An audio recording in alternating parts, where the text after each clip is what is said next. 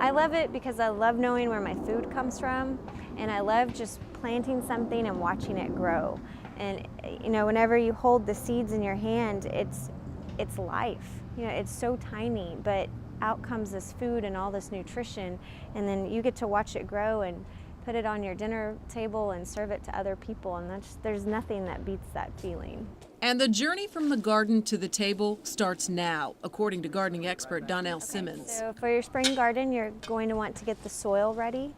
And so you need to, if you make your own compost, you'll want to start adding the compost out. If you do ground gardening, where if you garden in the ground, if you're also doing raised beds, you're wanting to put compost into those raised beds and start turning the soil to get it ready for planting. If gardening is Simmons' first love, teaching others about it is a close second. Here she shows us how to plant from seeds. Your cool weather crops like kale, turnips, lettuce, spinach, beets, Swiss chard, and carrots are some that you'll be planting in February and into March. So I'm going to show you how to plant two different types of seed because seeds are different sizes. So I have a sugar snap pea, and as you can see, the seed is rather large.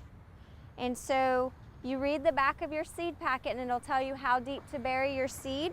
So you would be planting your peas in the ground. So I'm using a pot today for a demonstration, but you'll just go ahead and plant it down about 1.5 inches, and you put your seed in the ground and then you cover it up.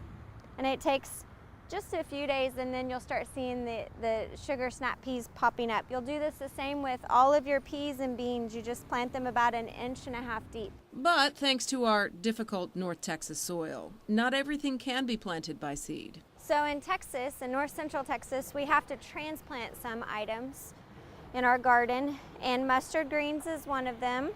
So I'm just going to dig a hole deep enough for my transplant. And then you would take your transplant out of the container.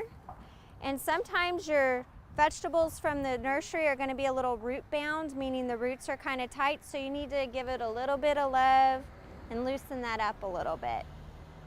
And then you'll just take this, your transplant, and pop it into your soil, and then you'll cover it back up.